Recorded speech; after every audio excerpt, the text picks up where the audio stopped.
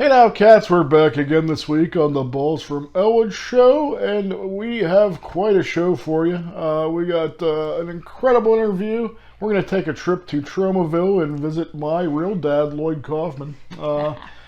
We got tons of reviews. I got some horror news. I got I'm going to tell you, cats, about lots and lots of upcoming guests here in the next few months. Heck yeah. Well, let's just get right into it. Xtina, how the hell have you been? Been all right. I can't complain, really. I mean, the world's upside down. We're, walking around stores in masks, and, there's some scary virus out there, but I guess all things considered, I'm doing okay. Yeah, I can't really complain. I'm trying to keep positive, but the only weird thing is like lately, you hear so much, like, so many different things, so many different people say this, and then you hear people say that, and I proposed to you an interesting question. I've been hearing Australian scientists are studying whether or not you could get the coronavirus from a fart. Huh. I don't know. Like, they're saying if your pants are on, the chances are, little, but it's still possible. But then they're saying if your pants are off, you can. So dear. Who knows? And I would imagine you'd have to be really inhaling that fart to really get it. Well, What do you think?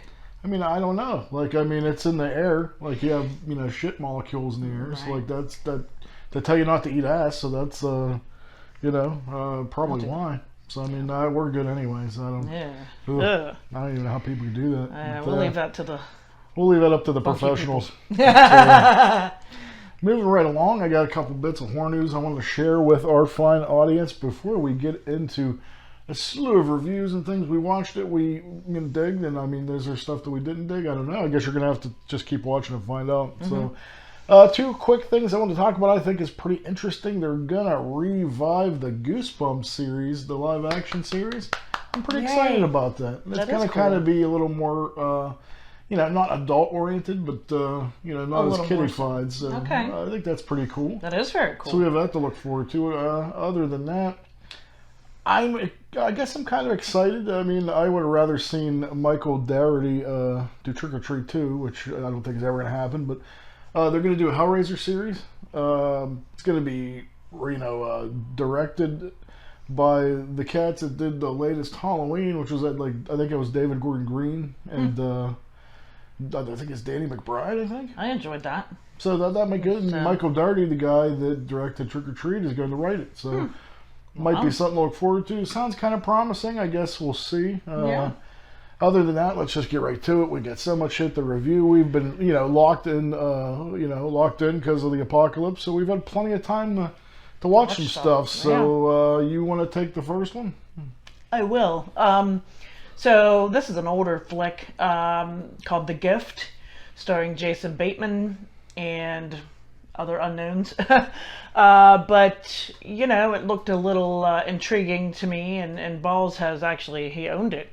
So he's like, yeah, I saw it. It's a pretty decent flick. We'll check it out. And I'm a sucker for Jason Bateman, so, we'll watch it. So it's an interesting premise.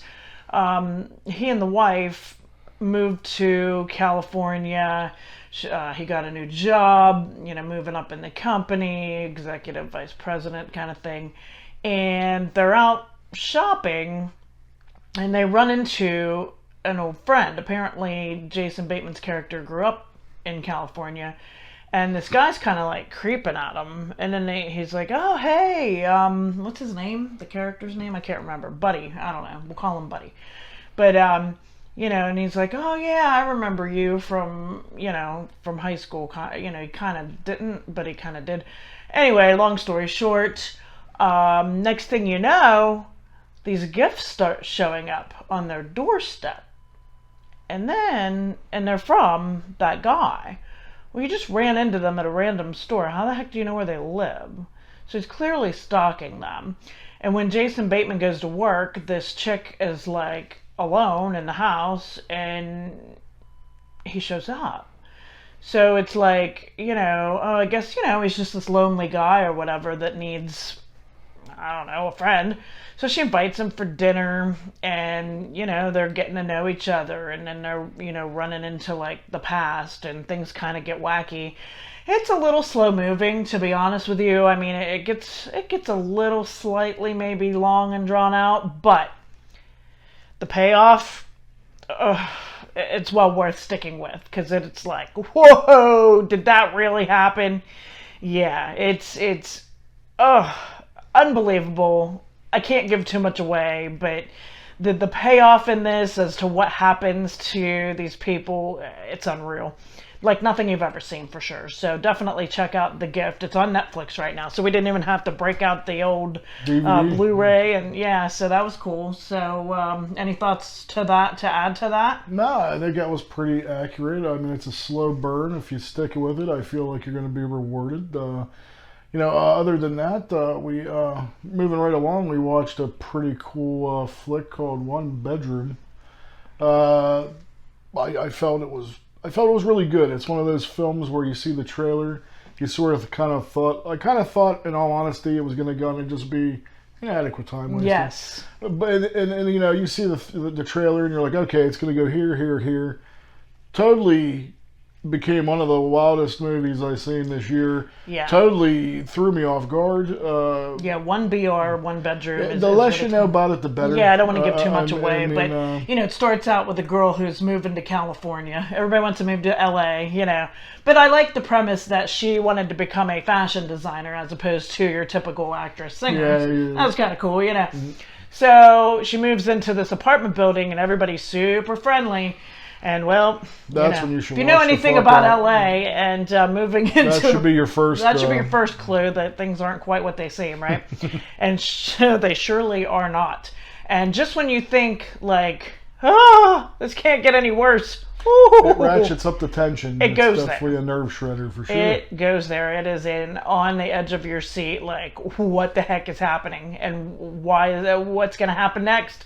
So yeah, definitely check that out. I think you can really only get it on Amazon Prime right now for rent, if I'm not mistaken. And you can buy it for not even much more. So it's worth buying, I think, because you'll want to show all your friends, believe me. Absolutely, I agree. Other than that, we had started a long time ago. We kind of swung back and finished. I always wanted to watch Geralds Game, the adaptation of the Stephen King novel. I was pretty pleased as the chick from Legend of Hill House. Yeah. She pretty much carries the whole film on her shoulders. It's more or less a one or two location piece, and it's very difficult to, really, you're carrying the whole movie. And I thought she's a pretty incredible actress, and you could see why in this film. I liked it a lot. I thought it was good.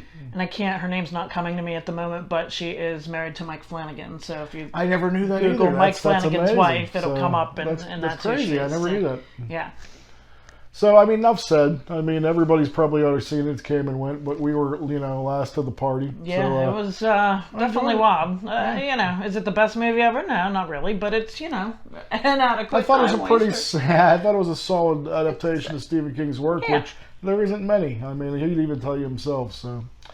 I tell you what, moving right along, we're going on a fast track here, cats. We got so much show. We got so much show, not a lot of time. That's right. I do want to spend a few minutes on this, though. As a kid, I think I can't speak for everybody, but whether you liked rap or not, the Beastie Boys always kind of had a special place in my heart growing up. I always related to them. I always loved them, even into now. As a grown man, I still enjoy them, and we got the opportunity of watching the Beastie Boys documentary by Spike Jonze. I think it's available on Apple Plus. I think Apple TV, Apple Plus. Yeah. I have to say, I went in just being a fan of the Beastie Boys. I didn't realize it was going to be, such a, an emotional thing and like a nostalgic thing, and it really gave me the feels, man. Like it's so well done, and it's just so. You explained it good the other day. Like, well, it's well done because they recorded it live in front of not a studio audience, but an actual audience in like a like an auditorium type thing, and we have Ad Rock and Mike D, and unfortunately MC is no longer with us. So the two of those guys who are now, 50-ish and standing there giving a presentation in their khakis like they're the CEOs of some big company, and here they're like the Beastie Boys, and they're telling you these stories of themselves when they were teenagers, and they were just dumb kids, and they got a record deal that at that time they initially probably didn't deserve. They just as luck would have it, fell into the right hands of Rick Rubin, and it's just wild. And, they go through and they admit a lot of their faults. And it's an interesting, retrospective of anybody's life. Whether you're a Beastie Boys fan or not, it's interesting to watch middle-aged men watch themselves as boys and look back on that and cringe. So that was kind of, the coming-of-age tale was what I really took from it and really appreciated. Yeah, I have to agree. I think the thing that was so good about this, which I wasn't expecting, was there was so much heart in it. Oh, yeah. And I knew when they would talk about, Adam Yauch, it would get to me, and it does, because I do feel he was a dude that really, under the radar, not a lot of people know how much he did try to help and make the world a better place, and just immensely talented. Yeah, just an incredible mind, and it's just it was a humongous loss to cancer, and 47 years old. It goes in chapters, which I thought was cool, and it chronicles pretty much every era until until now almost. And yeah, and it's humorous at times too. Don't get us wrong. I mean, there is some emotional moments, but it's very humorous. It's just well done. I mean, it's well written. I mean, clearly they had a script. They even have a teleprompter, which of course they then poke jokes about having a teleprompter, and it's pretty. It's incredible. Whether you even care about the Beastie Boys or not, especially people our age, it's our generation. I mean, we grew up on this. I mean, that was all you saw on MTV for a couple of years. Dial MTV and all that. Beastie Boys. Beastie Boys. It was an era that I think everybody our age would probably enjoy. Absolutely. And even if not, you might appreciate it going out. You might see a new side of them, and you might take them more seriously. So yeah. I thought it was incredibly done. Kudos Spike Jones, and kudos Absolutely. Beastie Boys. So let's see. One more thing I want to talk about before we move right along. Quibi. What's a Quibi, you might ask? Quick bites, which gets me. I've been putting it off for how long? I've been seeing so many interesting shows to pique my attention. Once I seen that there was a show about horror in different states directed by Sam Raimi, it was a no-brainer for me. I signed up, so I pulled the trigger. And if you sign up now, you get 3 months free, which I think is pretty good, especially, during the quarantine. Right. It gives even if you cancel after within 3 months, we'll be hopefully good. You got some entertainment here. So, other than that, I mentioned before, there's an incredible show there called 50 States of Fright. First 3 episodes is all one story. It's directed by Sam Raimi. Really, really solid. Great series. And correct me if I'm wrong, but each episode is 15 minutes? Oh, not even. Each episode is the Quibi thing. Hence the Quibi thing. Each episode is less than 10 minutes. And therethe's ones that are even 3 or 4 minutes. But and then they give you the whole season. So, for people that's, if you have a short attention span, I guess, or if, you have things to do, but you want to be entertained for a short amount of time, you can easily sit down and watch a show and be doing stuff, almost, it's a really kind of interesting and different way to something to new view and stuff. But I have to say, the shows look super quality. There's another show in there we want to watch called The Stranger, is it? Yeah, I'm looking forward to watching that. It's another kind of thriller / horror show. It looks like The Hitchhiker almost, only nowadays. And they got they have an interesting variety, something for everybody. I hate to admit it. Because if you're not into horror, you might like this. I hate to admit it, man, but you're gonna make fun of me, but I guess I'm a fan of Chrissy's Court. It's like the People's Court. Chrissy Teigen. But they let Chrissy Teigen be a judge. And it's 6 minutes.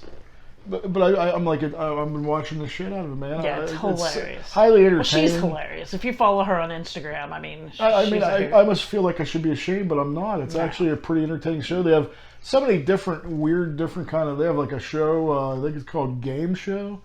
and it's two gay dudes, and they straight dudes compete to be the be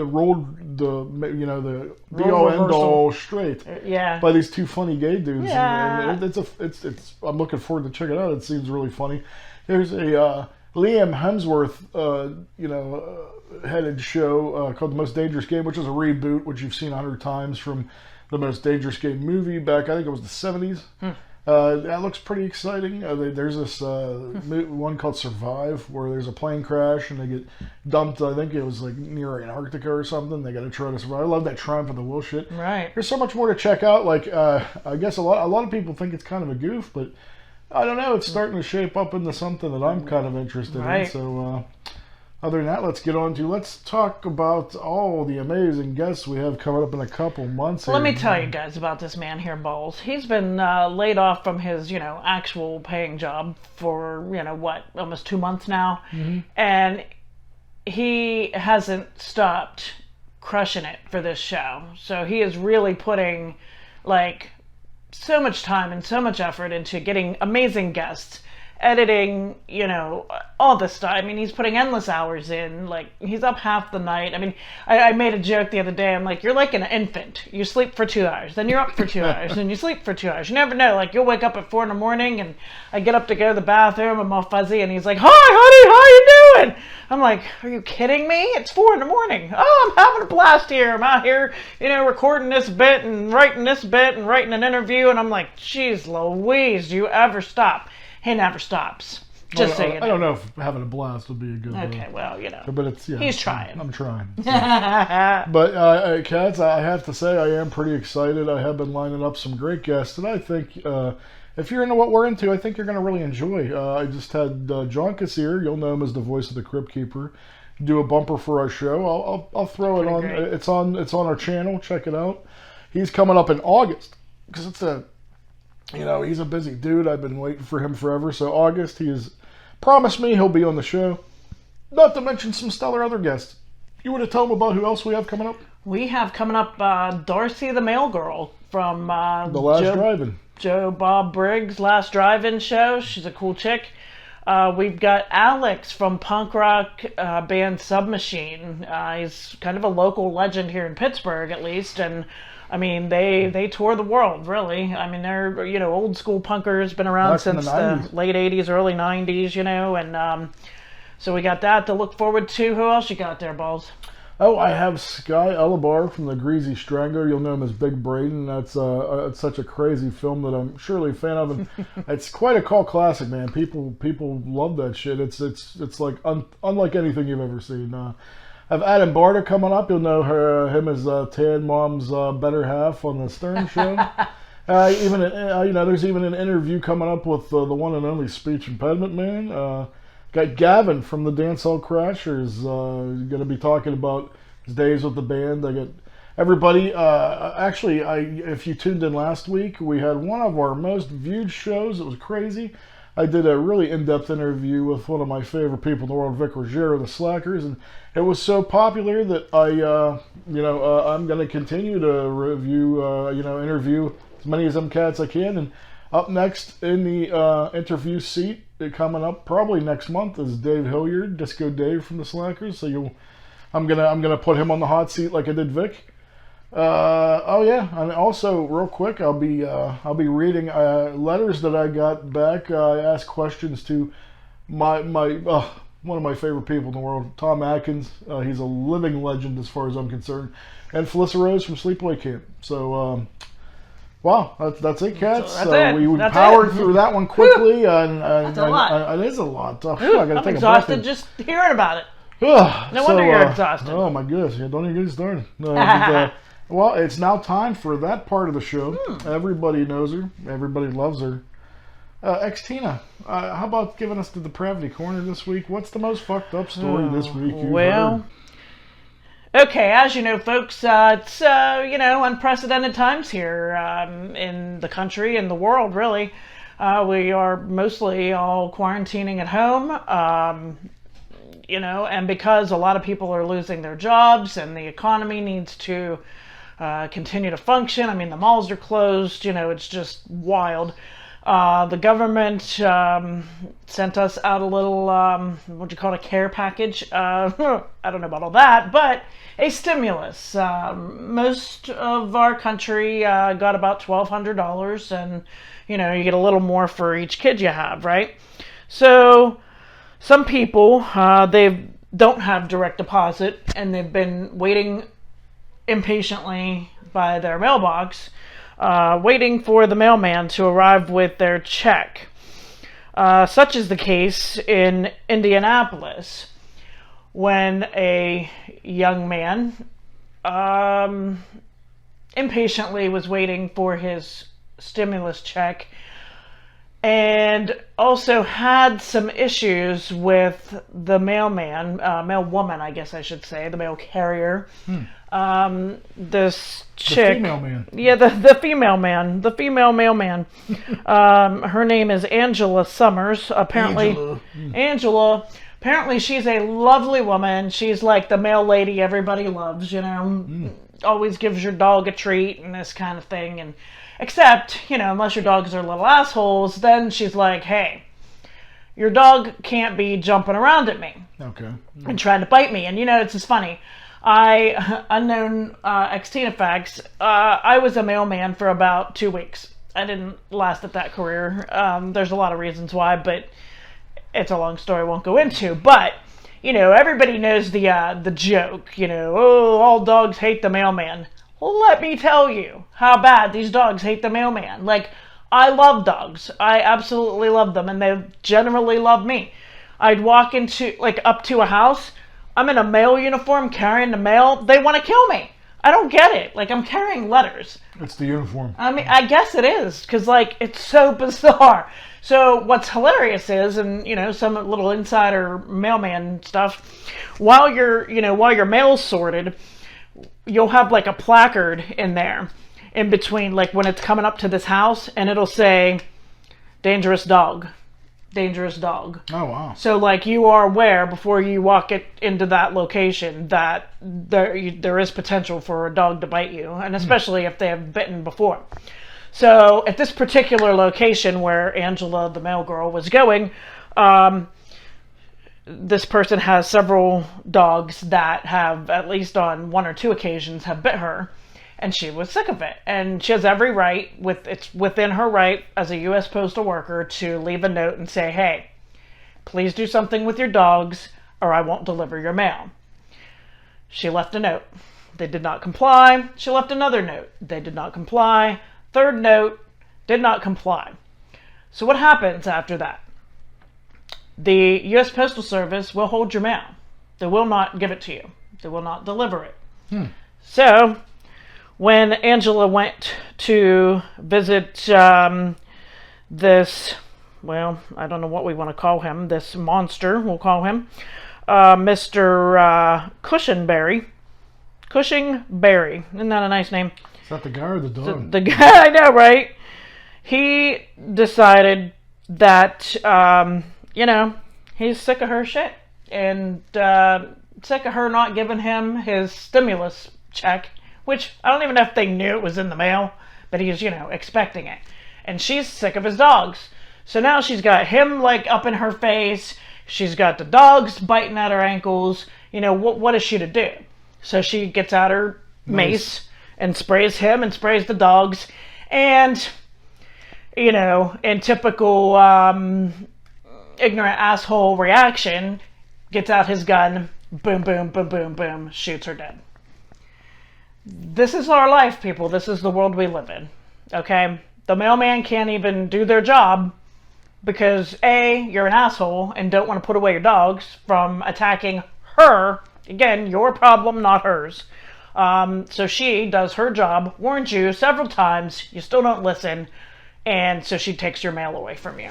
Now, you know, you want to, if you ask me, nobody deserves to die over that. Give me a break. But let alone, like, your mailman. Oh, it's so sad. And here's the saddest part. She's a single mom of a 14-year-old daughter. And this kid, 21 years old, you know, lives in the projects, probably has never worked a day in his life. Probably, again, making assumptions, but I'm pretty sure they're safe assumptions. You know, if he ever worked in his life, it probably wasn't, anything yet. I mean, he's 21. I mean, it's not like he had some great career with some banking job. But clearly, my guess is that, he needed this money because, he doesn't work. So, bottom line is, people are assholes. Lock up your dogs if your mailman asks you to. They're going to hold your mail, and you're not going to get your stimulus check from the government. And that ain't the mailman's fault. What do you think about that, Balls? No, I'm totally with you. It's fucking common sense, I've delivered furniture before, and people never put their animals away. And then they're under your feet. And then if you drop something on them, you killed their dog, they're going to be the first one. You're going to have a lawsuit. You're going to be the first one that is crying the blues when it gets squished like a tube of toothpaste. And yeah. Meanwhile, I've never had good experience with that. And I'm like, I wish these fucking idiots would have to contend with that and then see how fun it is. And then, and they're always like, oh, he's so cute. Look, oh, he's helping. And I'm just like, fuck you. If you're getting 300-pound furniture delivered, why would you not lock your dog up? I'm like, oh, he's helping. I'm like, I'm gonna help you. I'm gonna help you into the fucking grave. Yeah, why? So yeah, I'm on team mail lady for sure. Yeah, it's a travesty. That's ridiculous. It is ridiculous. You fucking know. Everybody, it's not like anybody doesn't know any better. Right. I mean, I know. It's a sad story. I mean, there's not much to say. One thing I want to do is I do want to put up. I look to see, because this is the stuff I want to help. I want to help this lady's daughter. This is someone who needs help. It's sad that it even has to come. I know. And there's a GoFundMe. I did check, and I think it's her sister, somebody's, related. Somebody close to the family is in charge of it. It's a legit GoFundMe. So we'll put up the link. Donate a few bucks. I mean, it'll help tremendously. I mean, how's a 14-year-old girl to pay for a funeral? And not only that, I mean, I'm sure she has people to take care of her, but not only that, now she doesn't have a mom. Some fuckhead can't follow the rules again. I mean, it's sickening. It's disgusting. People just don't be disgusting. Come on, get a life. It's hard. How fucking get a job. Seriously, don't be a fucking lazy turd. Exactly. That's all there is. That's the moral of that. Yeah, it's the moral. Depravity. Don't be a fucking lazy. Isn't that the moral of every depravity? It really is kind of stop being a fucking turd and be a person. Pretty much, yeah. Ugh. Human decency is gone by the wayside. It really is. I hate to be a bummer, but that is we're gonna steer in. Well, we're actually going to tell you. Let's get to a happy place. Let's get to a happy place. But before I do that, cats, I just want to tell you: be sure to tune in next week. We have our next guest is you. If you've ever watched this show, I'm sure you've heard me talk about him plenty of times. We're Paul Petrosky. We're going to have our second musical guest. He's going to actually play a tune in after our interview. Tons of fun. Tune in. But as you said, we're gonna steer into an incredible, magical place that I happen to love called Tromaville. Lloyd Kaufman, as you know, has been an inspiration to me since I've been a kid. He's one of my favorite people in the world, and hopefully, once you see this interview, you'll see why. So we're gonna sit down. I'm gonna talk about tons of things going on, tons of things I had to talk about. But one of my favorite guests. Let's take a trip to Tromaville and let's watch Balls interview Uncle Lloyd. So let's watch. Let's watch.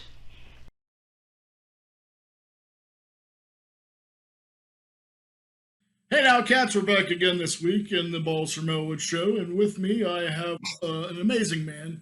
I have a man I've looked up to practically my whole life. In a world where I was a weird little fat kid that no one understood or cared to get to know, this man introduced me to a place that not only where I fit in, but he also showed me that there's people all over the world just like me, and as long as this man is around, all of us who didn't fit into the trappings of the normal world always had a home in Tromaville. He's one of my biggest inspirations from then, and he is to this day. Please welcome, creator of Troma and the Toxic Avenger, my real dad, Lloyd Kaufman. I'm going to play myself in. All right. Here we go. And see if anyone can recognize this.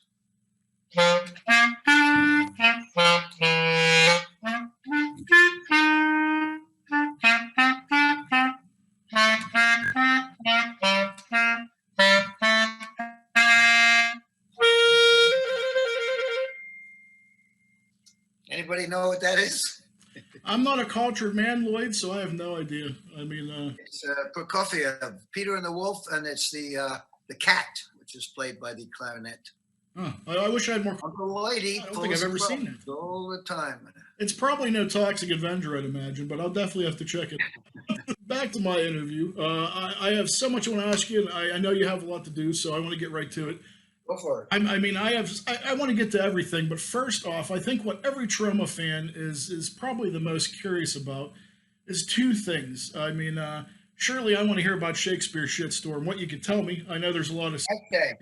The title is actually hashtag Shakespeare Shitstorm, and the commissioner is one of the three producers. So yeah, that's awesome. Yeah. What can you tell me? I know you can't really say a lot because I can say anything you want. It's about it's based on The Tempest by William Shakespeare. It's our version of The Tempest. It's my favorite Shakespeare play, rather. And it follows 30 years after the good old Romeo and Juliet, which was our version of Romeo and Juliet through the eyes of Mr. James Gunn. I don't know what happened to him since then, but I assume he's okay.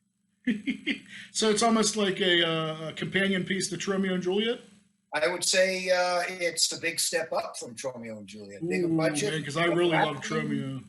Better everything. Better music. We have a musical score, a symphonic score by Philippe Melo, a famous European orchestra leader and jazz musician. We've got 3 or 4 songs on screen. Lots of different costumes. For the first time, we've attempted some CGI that we hope won't look like CGI. In Return to Nukem High and Return to Nukem High, we used some CGI, but we deliberately kept it very, very abstract, breaking the fourth wall. And, because we didn't have the technique or the money, and also it's funny in Return to Nukem High especially. There's quite a bit of CGI, but it's all very obvious and in typical breaking the fourth wall Troma fashion. That's a definitely added charm for sure. I loved it, but I think there's many rumors that this is your swan song. Is this really your last directed film? Could well be. It all depends on the fans. If the fans support Troma Now, or the hot new streaming service, we'll keep going. We can keep. Actually, we're producing 3 or 4 movies right now, but they're very, very low budget. I can't work on that kind of a budget. But we have a young Mercedes the Muse making a very low budget movie called Divide and Conquer. She was in the middle of shooting, unfortunately, when this COVID thing happened. So she's on hiatus. And then there's Heidi Moore, who's putting the last touches on the color for Kill Dolly Kill, which is a sequel to her Deadly Dolly, which is running on Troma Now right now and was in many festivals. And then Liam Reagan, one of my proteges who worked on Return to Nukem High, Return to Nukem High, and hashtag Shakespeare Shitstorm when we were filming in Albania. His new movie, Eating Mrs. Campbell, is finished shooting, but now in post-production. So we're fairly active in the producing, but I haven't come across a script that is one of a kind that I like. So I don't have enough money to make a $500,000 movie like. Well, that leads me to my next question: will there, in fact, ever be a sequel to Toxie? Because I hear a lot about the rumored remake. Like, can you tell me about? No, Legendary is very positive.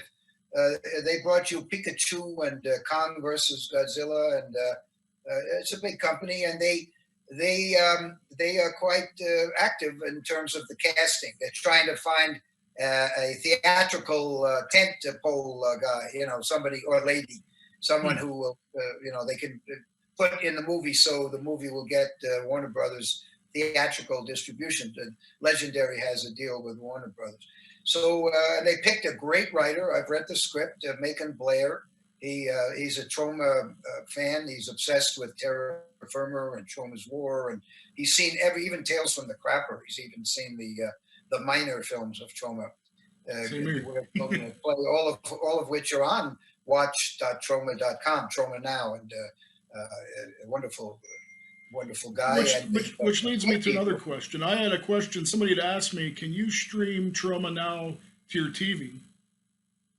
You can only look at it on a laptop because Vimeo, who owns VHX, kind of shaking us down with the. They want $30,000 for the. We used to be on Roku, and when we signed on, we were on Roku and Microsoft, Xbox, and everything.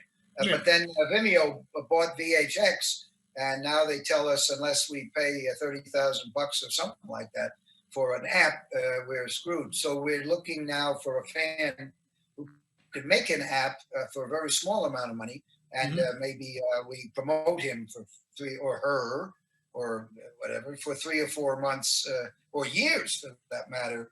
Or maybe there's, we'll pay something, but we don't have $30,000 to put up for an app. If we have any money like that, it's going into the art of making the movies. You heard that, Cats. If you can help Lloyd out develop this app, there might be some nerds out there that's watching that can help. So yeah, I'm a lot of my audience, I would assume, would be nerds. Me too. We have one guy a wonderful guy in Texas who's pretty close, but he needs help. He needs help. I think it's the hosting part or something. Mm-hmm. So if somebody out there is indeed an expert at apps, boy, that would really help Trauma. Speaking of being a nerd, I've always been a video game nerd, and one part where I think it's kind of been like untapped resource other than the Toxic Crusaders game back in the day, and was it Project Trauma for PC many years ago. Can we ever see like a Trauma video game like on different platforms or like Toxic Avenger? I think any of the older video games I'll leave to James Rolfe and the Cinemassacre Angry Video Game Nerd. He's done a good job covering those. I see that. But I can suggest to you Victor Vran. Victor and then V-R-A-N, Vran. And Lemmy is the main star of that, but I'm the second one. It's a wonderful video game with Lemmy and his guitar as his weapon. And it's very, we had a big press, it's Heilbronn, I can't remember the name of the company, unfortunately, but certainly you can find it. They had a big press conference in London, and there were about 100 video game journalists, nerds, playing the game. They had a whole bank of the games, and Toxie was there playing the games. They all loved it. Victor Vran, so check it out. Well, I'm definitely going to check it out then. And there's a VR game being put together now by Bad Cat, a VR game. I think it's BADKATT, I'm not sure. But they are making a wonderful VR video game. I've seen some of it, and I have a big featured part in that. Uh-oh, the commissioner's leaving. Uh-oh, the governor called. Oh, no, it's not the governor, sorry. But it is a very important Zoom message. We're going to have a reading, a live reading in London. A Zoom live reading conducted by the producer of Toxic Avenger musical in London. He had Fraser Brown, who also plays Shakespeare in #Shakespeare Shitstorm. He and the commissioner have organized a reading of the final script of #Shakespeare Shitstorm, where the actors will be reading it live. It hasn't been scheduled yet, but it is being organized. It should be. Oh, that sounds awesome, and I can't wait to check that out for sure. Be a nice COVID-19 before we move on to COVID. Before we move to COVID Pro, we'll do the reading. Well, let me ask you this, Lloyd. I know a lot of people. I personally know a lot about you because I've read all your books, and I personally worship you as the Mashiach. But most people's tuning in. I mean, where did you grow up at? Was your parents supportive? Did you always want to be a filmmaker? Like, when did you get that definitive, bug where you're like, I want to spend the rest of my life making film? I made the mistake of going to Yale University, where I was roomed in my freshman year with a movie fanatic who ran the Yale Film Society. And I had no interest in film at the time, other than occasional movie. I was more interested in the Broadway musicals, only for fun. I was just obsessed with the wonderful lyrics and curtains and levees, ropes and things like, live Broadway musicals, but only for hobby. But then I started wandering into the Yale Film Society and having my mind blown by Chaplin, City Lights, and Keaton, the locomotive, and Stan Brakhage, The Art of Vision, and Jean Renoir, and Fritz Lang. And finally, one evening, I went to see Ernst Lubitsch's To Be or Not to Be, later remade, not bad, by Mel Brooks. But this To Be or Not to Be, featuring Carol Lombard, Robert Stack, and of course, the star was Jack Benny, who played the Mel Brooks role. It just blew my mind. It was such a crazy movie, but yet hilarious, yet 100% controlled. Lubitsch indeed was the author of that film. His heart, soul, and brain were reflected in To Be or Not to Be. And right then and there in the dark, I made the decision to give my life to the art of filmmaking. And so if you want to blame somebody for trauma, go to the graves of Ernst Lubitsch or Robert Stack or Carol Lombard or Jack Benny and go and urinate on them. And that's about all you could probably do. But it's all their fault. And my roommate, Robert Edelstein, who was my roommate, with whom I still have lunches here and there. And he has been with the New York Times for a long time. Beautiful. Let me ask you this, sir. Was it harder starting the longest running, truly independent film company, or is it harder to keep it going after all these years? How do you continue to connect with your audience? That's an excellent question, Balls. Again, our rule when we make an in-house movie is that the movie should reflect the heart, soul, mind of the director. And that is the case with moi. And all the movies that we have produced in-house, for instance, Fernando Ale's new movie, he made Banana Motherfucker, which is on Troma now and is hilarious. If you don't laugh at that movie out there in the dark or online or whatever, you are nuts. It's the funniest goddamn movie. You can't imagine how funny Banana Motherfucker. I haven't. I've seen it on there. I just haven't get to watch it. Yeah, you'll be laughing continually. Anyway, he wrote. He worked for us for both Return to Nukem High and Return to Nukem High. Paid his way over from Portugal, and a few months later presented me with what he thought would be a script I liked. And indeed, I loved it. Mutant Blast. It's a Troma movie, but it's Fernando Ale's a Troma movie. It's I think a step up, and it's a lot less expensive than $500,000. Check out Mutant Blast. We're going to put it up on. It was playing in Los Angeles until the COVID. I was playing at Laemmle Cinemas in Los Angeles very successfully, and then was scheduled to open in New York on April 3rd. But all that's been destroyed. When the COVID's over, we'll go back to some theaters. But for the time being, we're going to put it up exclusively. We'll put Mutant Blast on Troma Now exclusively for rental and purchase. And eventually there will be a Blu-ray, but I think we'll do some rental purchase for the fans who demand.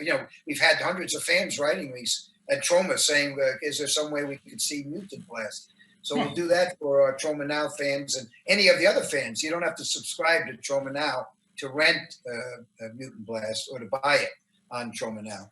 So that's the best we can do now. And when the theaters are open again, if they open again, we'll do our best to present Mutant Blast the way it should be seen on a big screen. Mutant Blast was in about 30 international festivals, mainly the genre festivals before COVID, and won a lot of prizes. I think Fernando is going to be up there with Eli Roth and James Gunn and Trent Haga for very, very, very successful world-class director, Fernando Ale, Mutant Blast. You can see his Instagram on @Mutant Blast.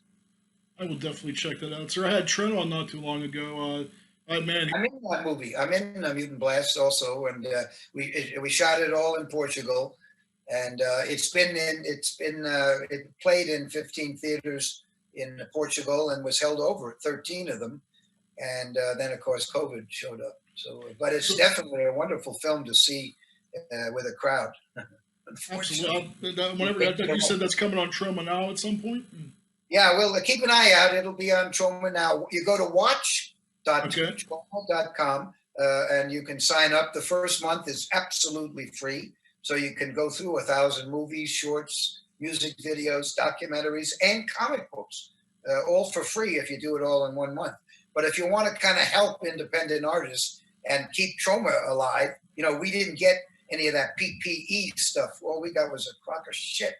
These billion-dollar companies that are getting stimulus from the taxpayers' money, from the small business side of it too. Shake Shack and all these companies, billion-dollar companies that some of whom have been shamed into returning the money. We still are sucking high tit, and we're paying our employees, right? We're paying them. We haven't laid off anybody. Not that we only have about 10 people, but we're paying them all. And these giant billionaire hey, Disney's got its hand out, right? They laid off 200,000 people. I can't even tell you how much I hate the Fuck them. I did show after show about how much I hate Bob Disney. Iger gets what, $100 million a year for his bullshit CEO job, Yeah. right? Have him put in. How much does he need to live on? How about instead of 100 million? How about 98 million? He can live on 2 million for a year. Put the other 98 million into the frontline workers and the people who are operating whatever it is that Disney's doing, and maybe even some nurses. And every night at 7:00, we get out in front of our house in New York, along with the citizens of New York, and we applaud the brave frontline people. We've been doing that for 6 weeks while we've been cooped up. That's the only time we've been out. We've been on a doorstep clapping. I would love to see a lot of I don't these. think Disney's been doing that. Disney's just been grabbing money, as have these. You know how much these CEOs make from Delta or from Boeing or from Chemical Bank, who has ignored the independents and very nicely serviced the hedge funds and the billion-dollar companies. But they've even though we banked with J.P. Morgan Chase for almost 50 years. When we little guys went up to try to get the loan, they ignored us, totally ignored us. And now there's the second tranche, so we'll see what they do now. But again, I say, fuck you, Jamie Dimon. You should be, you're no patriot. You're a piece of shit. But yet, this is what I think of them.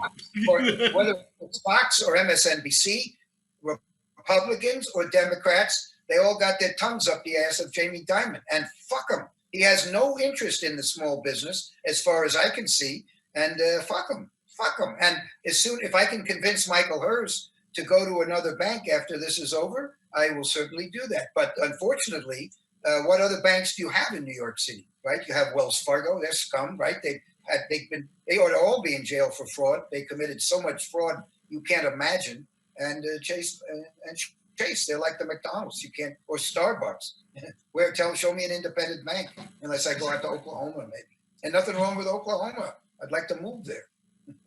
But all these places have been shaking people upside down and not putting their money where their mouth is for no, they're scum. This whole system is scum. And it's the Democrats even more, because they're so hypocritical. Our senator in New York, Kristen Gillibrand, she's a Democrat, and she's the one who got Al Franken kicked out of the Senate for bullshit, just for politics, just to try to it's like a troll on Twitter.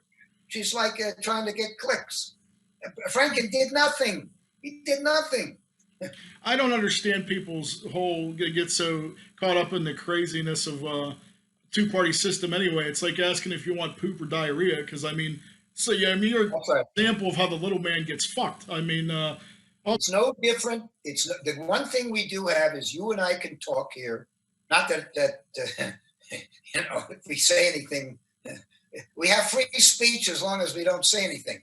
But we can talk like this as long as I don't say something like, "Gee, they shouldn't have ruined Harry Knowles for doing for what he might have done 25 years ago." Right? Apparently, if you say that, you'll get these third-rate bloggers and scumbags trying to get the Twitter clicks by Twitter hate, right? Harry Knowles he revolutionized the journalism industry by Ain't It Cool News, where I used to read that, back in the day. Yeah, peer group, peer created news. He would send people into screening rooms at Disney or MGM or whatever, and you get the truth about how shitty their movies were. Not only that, the way they treat their employees too. I read this book called The Mouse Betrayed, and it changed my life, and it just showed all the fucking disgusting things that Disney does, and like it's just amazing. Like people in their theme it's amazing. parks. It's just Buy the stock though, you can make money. Buy the stock. They're in the system. They can the stock will go up even during COVID because they probably got $1 billion. Who knows? Why should it go up? The theme parks are closed. My guess is because they got probably a couple of $1 billion to either put in their pockets or pretend to help. I don't know. But at any rate, it sucks. And Harry Knowles was ruined. And anyone who said, hey, wait a minute, this happened 25 years ago, and he might have done something crude. He didn't rape anybody. He didn't take his pants down. He's a 400-pound guy in a wheelchair, and he's ill. He's very ill. So lay off him. And isn't there something in this country called innocent until proven guilty? Right? Isn't that? But if you go, they're supposed to be. Oh my God! The haters and these third-rate bloggers who are trying to. Well, we're at a point in society where they can make and break and fuck with people. Yeah, when they can destroy something bullshit. like look what they tried to do to James Gunn, for example. I mean, example. And I was the only. By the way, I was the very first. Right the minute on Friday when the news broke at San Diego Comic-Con. I brought in a camera to our booth at San Diego Comic-Con, and I did a very strong video, which was heavily promoted, and I called for a strike at the Comic-Con, some kind of a demonstration, picket signs. And of course, when celebrities, quite a number of celebrities come by the Troma booth, some of them started with us or some of them just like Troma, and it gives them street cred if they take a picture with me. Not one of those fuckers during the entire Comic-Con was willing to do a video. They all said the same. I got to go now. I'll come back. And they never did. And then once the ball got rolling, once I came out for James Gunn, then eventually the stars of even the stars of Guardians of the Galaxy, except for Batista. He was one of the first people to come out and defend. Yeah, he was. I call him the Howard Stern. I have for the past decade. I'm a regular caller. I picked up the phone, and he actually defended James Gunn as well. Good for him. So I called, and I told him what was going on, and he's like, I heard about that, and he even defended him, and it was just total bullshit, man. It just got me. Well, truth and love won in this case. Truth and love. James is a proponent of truth and love. You can just tell. You can tell. You don't have to know people. You can tell their demeanor. I mean, I followed him since you guys worked on Tromeo, and I mean, not only that, that shit was fucking how long ago? People don't ever change or evolve or. No, when we were tweeting at each other, it was more than 10 years ago, and it was jokes. It was nothing unloyal. Yeah, you can't tell a joke in this country anymore because everybody's such fucking pussies. It's like we live in a butthurt pussy society now, and we live in a world where comedians can't fucking joke anymore because everyone's fucking pussies. I mean. But the good news is the Troma is still here. We're pretty much doing exactly what we and our fans want. And Louis C.K., I just watched his special. He's his own Troma. He does everything himself now. He's got his own tour of people all over Europe. I was in Portugal when he was in, what do you call it? When he was in #MeToo prison. He's another guy that got a bad rap, in my opinion. I mean, all these other motherfuckers I could see, but this dude asked permission to jerk his dick off in front of somebody, and they said yes. So, and he's still a bad dude. It's horseshit, right? Yeah, he didn't rape nobody. He didn't, sexually assault anybody. How about the president? How about Chuck Schumer? How about Biden? Supposedly Biden went assaulted. Have you seen how many videos this motherfucker sniffed more fucking people than a vacuum? I mean, it's creepy and it's little girls and shit. It's like Biden. Yeah. And look at the Clinton. Is there anybody he hasn't sniffed in that fucking cabinet yet? I mean, Clinton hanging out with our Suicide Squad named Epstein, right? Epstein, the pedophile. Yeah, that's Clinton, insane. Andrew, they had their ass in a tub of butter, as my father used to say. And Menendez went down with Clinton on people's ships down to Dominican Republic, and they allegedly fucked young adolescent girls. And it's just such a fucked up thing. And It's all about money, Lloyd. money and sex. Samuel Yeah. Fuller, the great Samuel Fuller, with whom I was friendly and a big influence on my work, he told me, after he saw Troma's War, he said, all problems can be distilled down to money and women. But I don't say that anymore. I say money and sex. But anywho, moving right along, let's get to some other stuff here. What advice would you give someone who told you they wanted to have a life creating film? A life what? Creating film. Read my books. They're very entertaining. And they give both the Troma, all of my Make Your Own Damn Movie series, including Sell Your Own Damn Movie. They all have the Troma system for about half the book. And then they've got the way that the mainstream, Oscar-winning directors, people like Stan Lee and James Gunn and Karen Black. And so about half of each book has profound advice from people who have made it big time. And I think young people have to come to the crossroad, the road, not the road not taken, but the road that they want to take. The road not taken is the road I took. The road taken would be the road to the red carpets and the $200,000 dresses and the big jewelry that apparently the Cannes Film Festival thinks is more important than the art. I've been going there for 50 years. And they've changed. They've evolved, as Obama used to say. They've joined the cartel and the nationalist fascist movement. So you have to decide, do you want money? Do you want an Oscar? Do you want lots of whores and drugs and all that? You got to work with one of the vassals of one of the big conglomerates. And there's nothing wrong with that.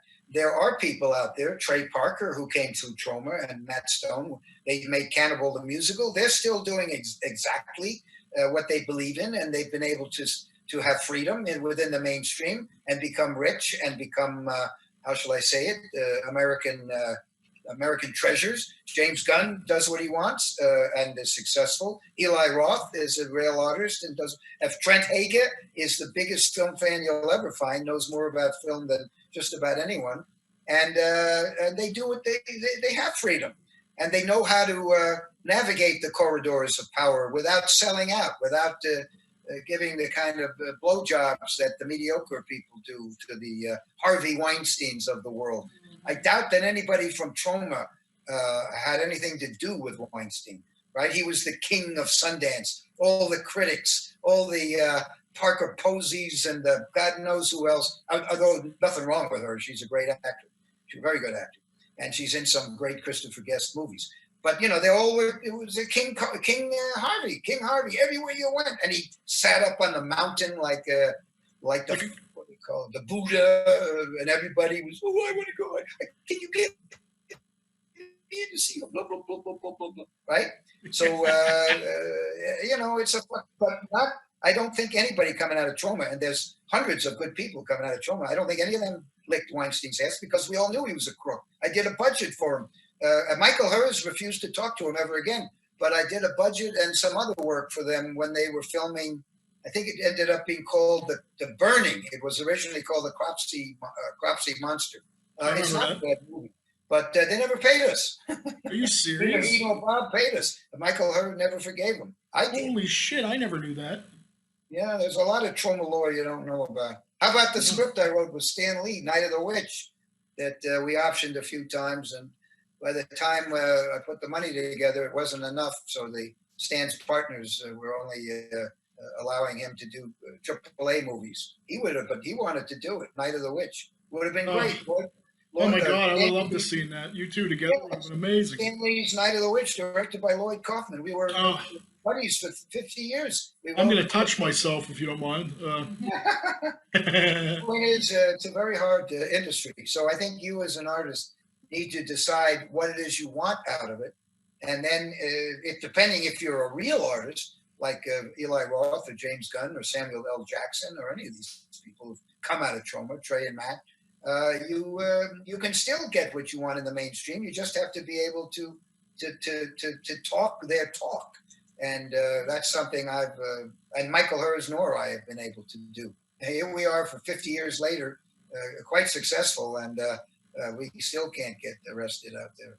Although they are doing the remake of Toxic Avenger. And Legendary's been great. They've involved us on every step. The script that Macon Blair wrote is better than our original 1984 scenario. And it's going to be R-rated. And Macon Blair, look them up. If you like Green Room or Murder Party. Oh my God, I love both. I know that's in good hands. And that, if you trusted that property with somebody, it'd have to be definitely worth it. So he's going to do a great job. They just have to get, I think, really the one thing they need is the tentpole star. You know, somebody, someone that will be, and not to play the Toxic Avenger, but there's a big other role. I can't talk about the script much, but another big part that originally somebody had signed up Schwarzenegger, and then 2 weeks later he unsigned because I think he saw the original Toxic Avenger.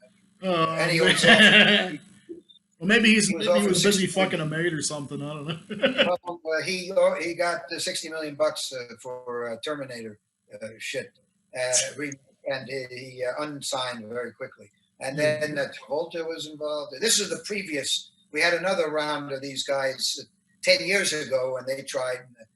The Oscar-winning director was the leader of it. He wrote a beautiful mind. I can't remember his name, but anyway, they're very good people. But they couldn't do it, or they just got too many projects. But now I think these guys are going to make it happen.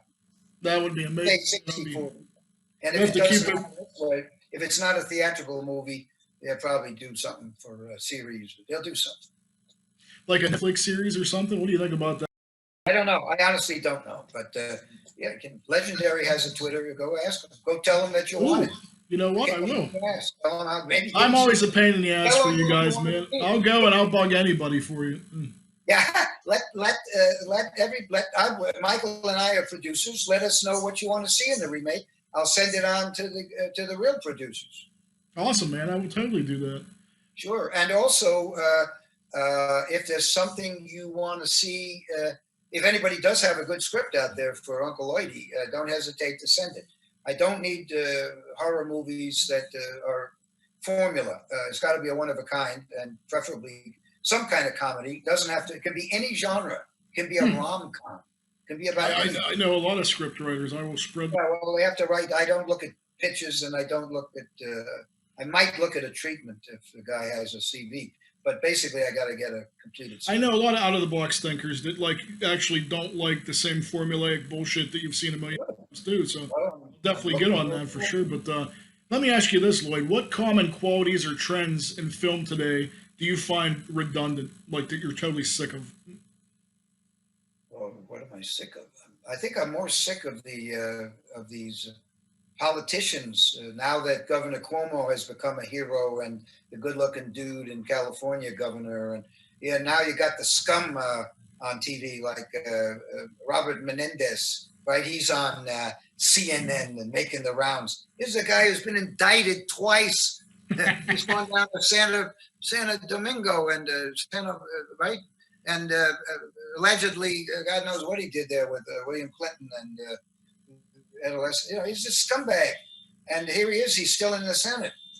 So now he's on TV telling us what to do. Right? Everybody's a hero now.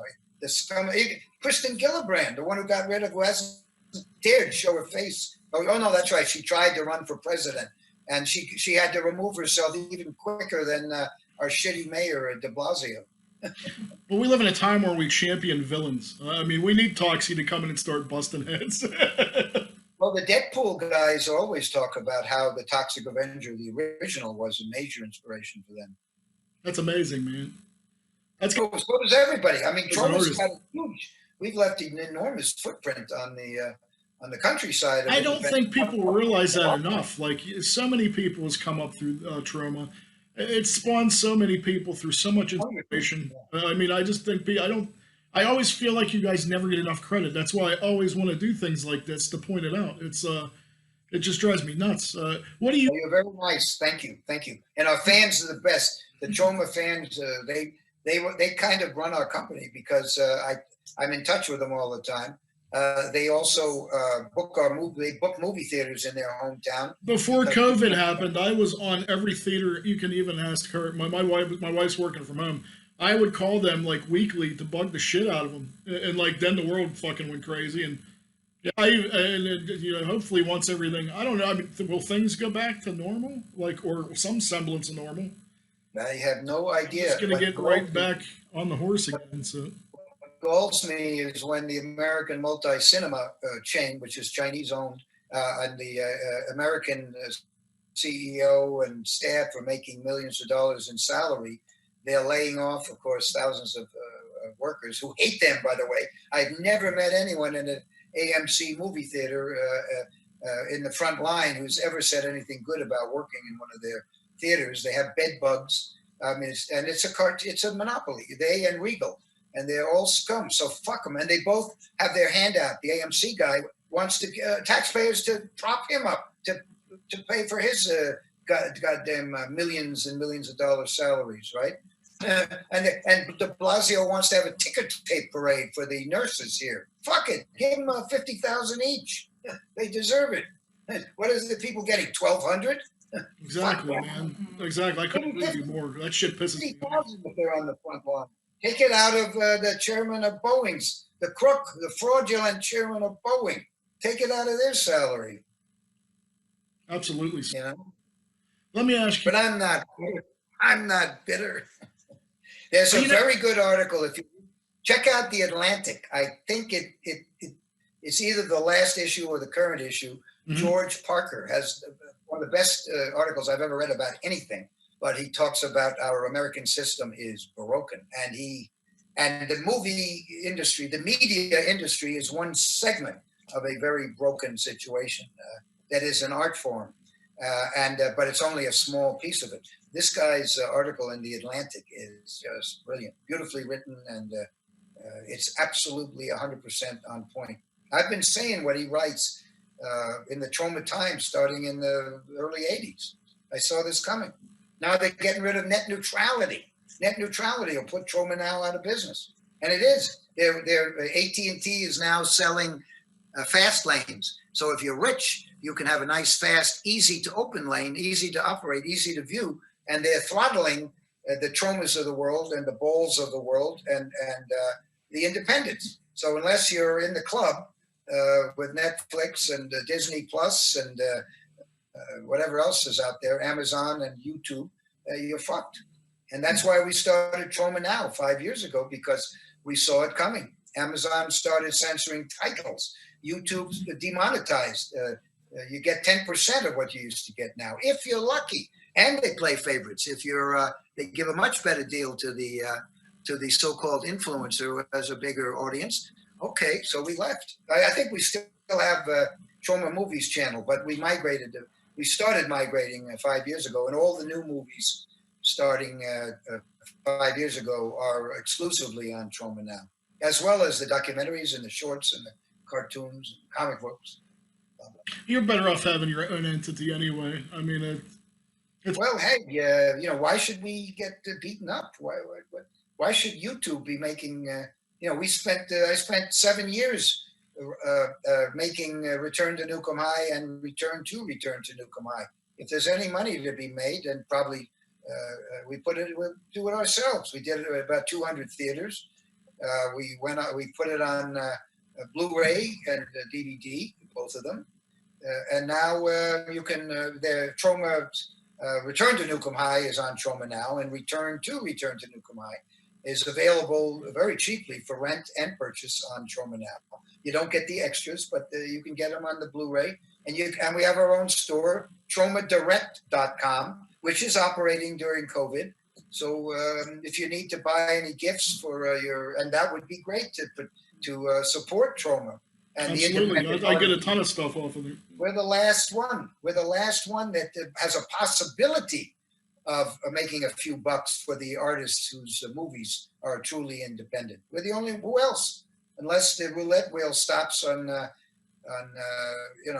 somebody at Sony Classics or Fox Searchlight, you won't make any money. You can't make any money. I don't know how you can.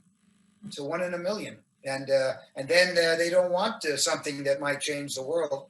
They want movies that are totally forgettable, that are PC, and you see it for a few minutes and you can feel good because, oh, this is art.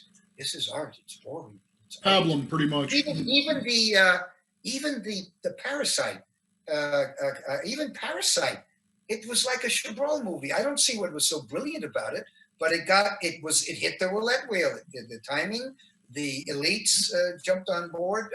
Somebody who has access to the elites took it under their wing, and indeed that director is extremely talented. But this is nothing compared to. I've been watching foreign films my whole life, and that's nothing I haven't seen before. Yeah, The Host was a better film. I mean, it was. What's that? I thought The Host was a better film with. Yes, it's much better, and had a better message. Yeah, I mean, I think it's people that just aren't exposed to that kind of, aren't watch like a foreign movie. Like I've been watching. They watch what the advertising drums into their brains. Yeah, everybody's a robot nowadays, E Entertainment and TMZ and all the other dumpster trash television tell them to watch. And then when they're not doing that, they watch the TV ads. And when they're not doing that, they see the billboards everywhere. And when they're not doing that, they watch the T-shirts every 2 seconds on every little adolescent 13-year-old who buys into it. And suddenly, Parasite is the greatest movie in history. And then you have these phony critics who puff themselves up and film festival gatekeepers who all they want to do is make films and suck up to Al Pacino and all that. Read the Atlantic article. It's not about the movie industry, but it says it all. It says it all. I almost feel like we're living. Did you ever see the movie They Live? What's that? Did you ever see the movie They Live with Roddy Piper? Of course. It's great. I almost feel like that's the way things is now because everything is, people like me and you are walking around and we see the hypocrisy, but so many people walk around and they don't see they're having all this shit jammed down their throat. They're being programmed every day. They have a remote control at their ass, essentially, and only people like me and you could see it. It's like we have the glasses and everybody else is like obey and buy and consume and thirst, and it's like it's fucking crazy. Like I go around every day, and not many people are privy to it. They just don't buy into it. It's people like we need to actually point all this shit out. My wife and I have been married, and I didn't watch TV before I got married. I watched very little, and we've been watching morning television, 7 a.m. Those chat shows. I don't even want to say the titles because they're so horrible. NBC, CBS. Well, they're all the same anyway. They're garbage. So exactly. Every 5 minutes for 50 years, every 5 minutes, there's been an ad for pills. The purple pill, if you're feeling this way. You have a hangnail, the green pill, this pill, the bat pill, the Cialis pill. So these little children have grown up for 50 years, eating Fruit Loops, getting obese, watching this shit, and getting drummed into their head that taking drugs and taking pills is perfectly normal. It's part of the normal. And you don't eat an apple a day. You take a purple pill every day.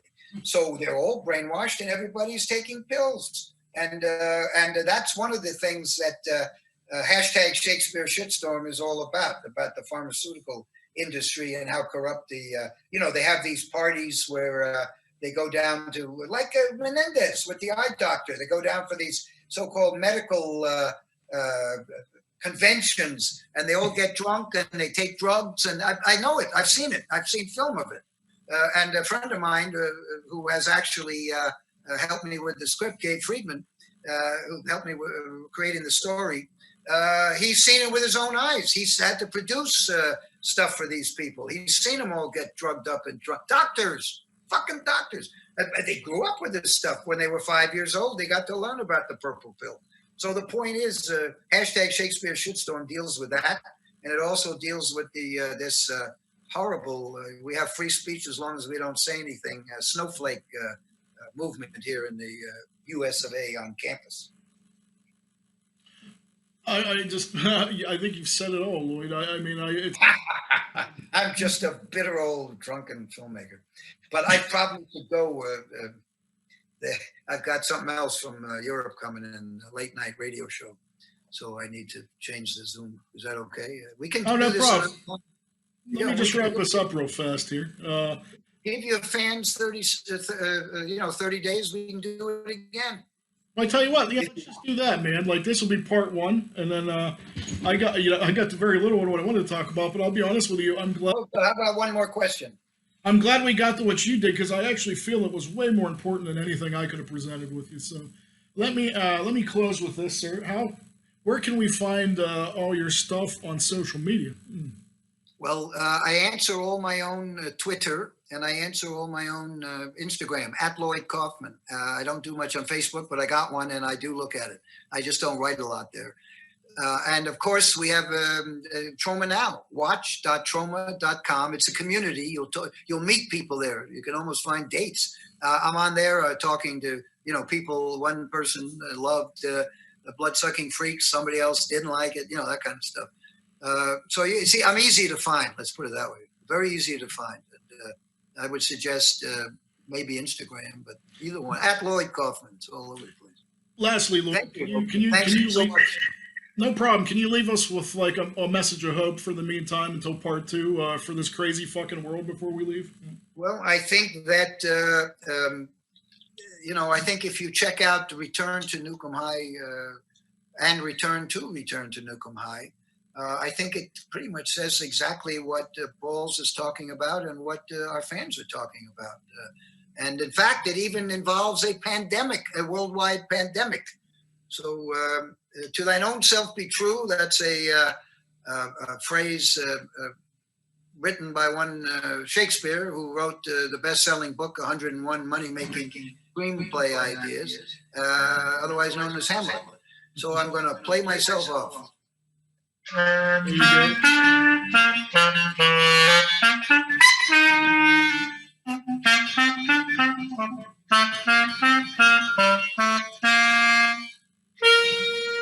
I played clarinet when I haven't looked at this for 40 years, but every night at 7 o'clock. I haven't touched this thing for 40, 45, no, more than 60 years. But because of the wonderful people on the front lines in New York, we have a neighbor who actually we have two of them have COVID. We know two people who get it. So every night, my wife, the commissioner, and we go out and I play a little clarinet. She applauds, and our whole street comes out and applauds for the brave New York City frontliners who are protecting old people with the preconditions, like Uncle Lloyd. Well, that's very sweet, Lloyd. Thank you so much again, sir. Thank you for doing what you do, and thank you for doing this. You mean the world. I love you. Keep in touch, and maybe in a month we do it again. I just don't want your fans to get too sick of me. My fans worship you like I do, so that's impossible. So, well, thank you so much. Toxie says thank you, and that you are fantoxic. And I'm going to close off, okay? The man, the myth, the legend, Lloyd Kaufman. See you, buddy. Yay. Peace and Thank love. You, Balls. This was fun. Thank you so See much. See you in Traumaville again. Great questions.